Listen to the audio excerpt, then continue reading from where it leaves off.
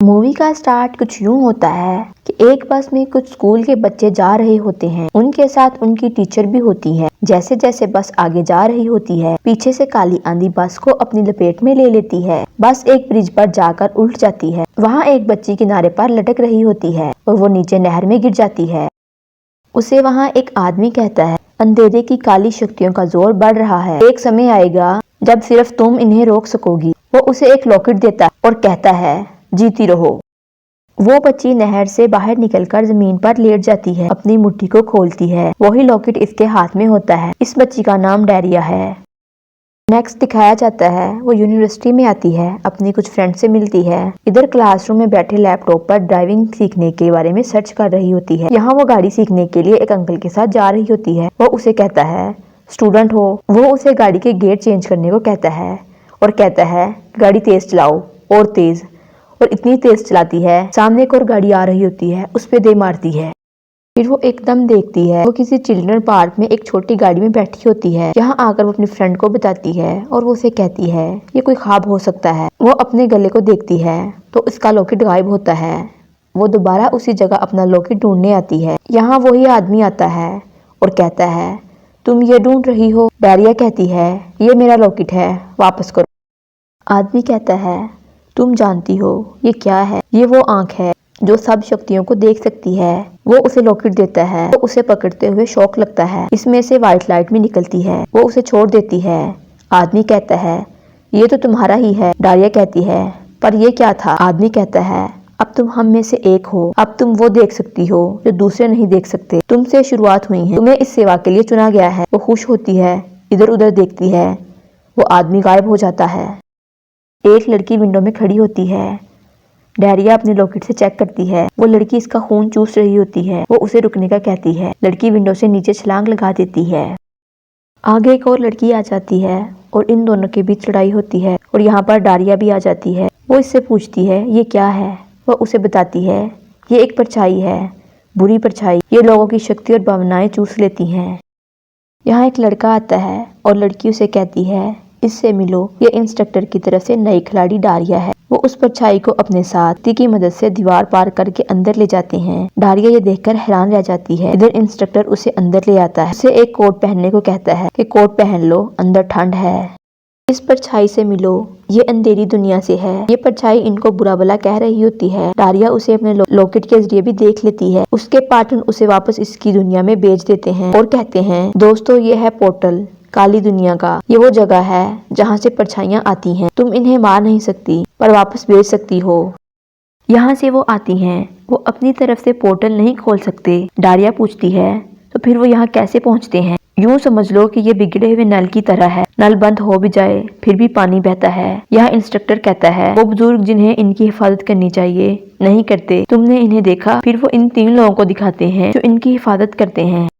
वो इसे बताते हैं, 1948 में हम एक जगह खुदाई कर रहे थे।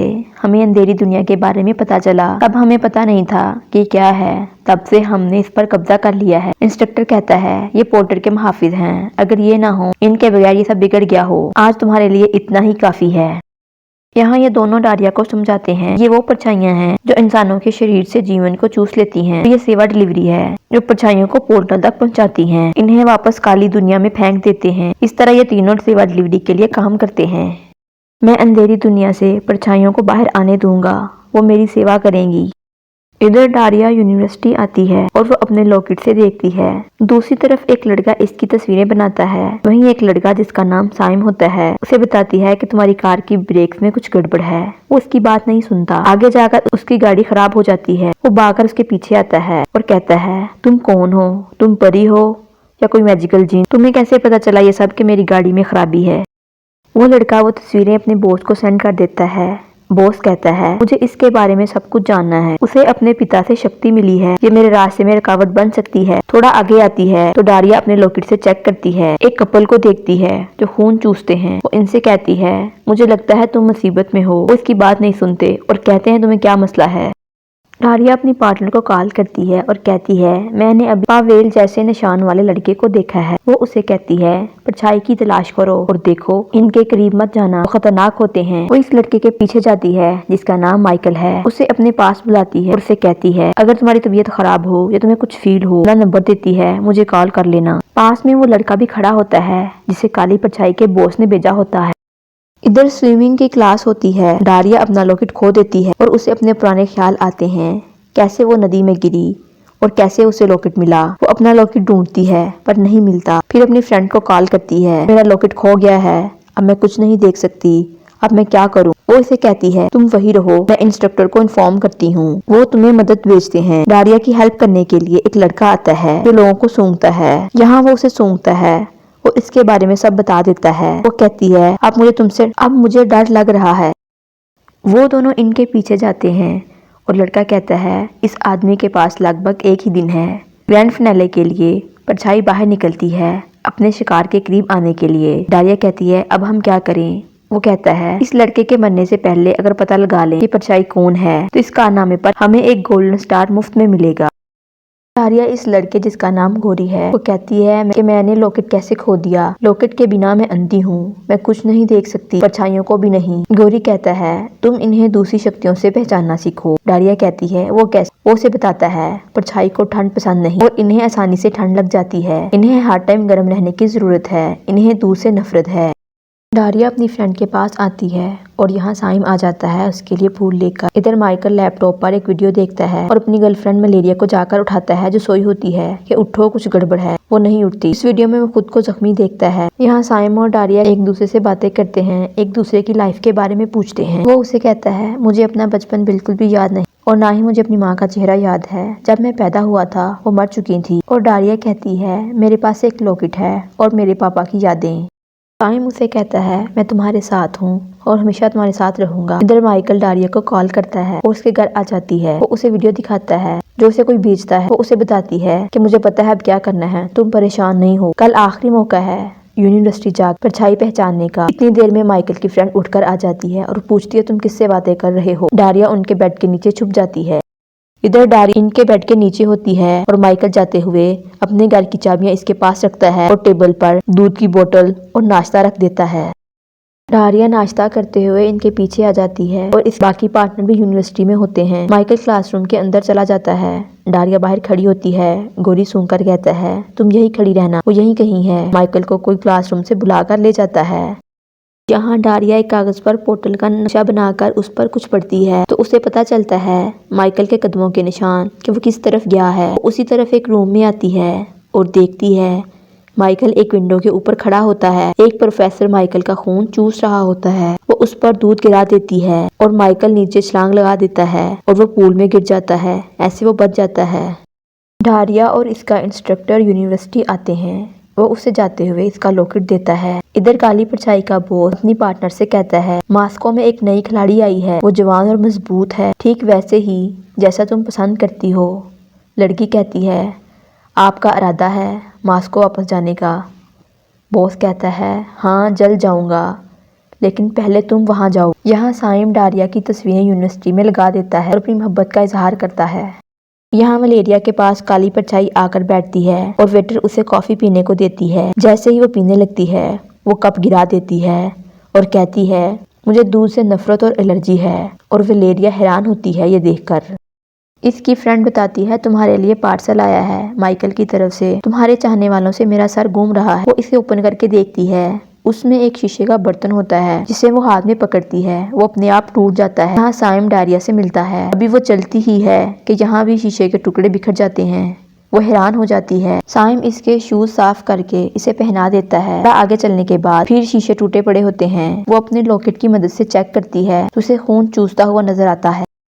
गोरी इसे सूंघकर बताता है तुम्हारे पास कुछ ही घंटे हैं, इससे पहले तुम्हें खा लिया जाए। इधर डारिया और गोरी इस कोरियर ऑफिस आते हैं और पूछते हैं ये पार्सल किसने करवाया था। वो उसे बताता है एक लड़की आई थी, उसने मास्क पहना हुआ था, मेरे पास उसको देखने के लिए टाइम नहीं था। डारिया बाहर निकलते हुए एक शीशे में अपने आप को देखती है। वहाँ उसकी एक अजीब सी शक्ल बनती है। यहाँ डारिया अपनी टीम के लोगों को बताती है साइम से मिलने के बाद ये पहली बार हुआ है। गोरी उसे सूंघकर बताता है एक भूखी परछाई ने जकड़ लिया है, इसके पास 3 घंटे हैं, इससे पहले परछाई तुम्हारे करीब आए तुम्हारे पास 3 घंटे हैं, तुम इसे पकड़कर पोर्टल में फेंक दो। साइम डारिया को कॉल करता है, वो उसके पास आती है, उसे कहती है चलो मेरे साथ। वो इसका हाथ पकड़कर लॉकेट पर रखती है, इसकी ड्रोनी सी शक्ल बन जाती है। साइम उसे कहता है ये क्या था, ब्लैक मैजिक पर यकीन नहीं रखता। इधर काली परछाई वलेरिया से कहती है हमारे पास सिर्फ 3 मिनट 5 सेकंड हैं। साइम डारिया से पूछता है आगे क्या होगा। वो कहती है तुम मुझसे प्यार नहीं कर सकोगे।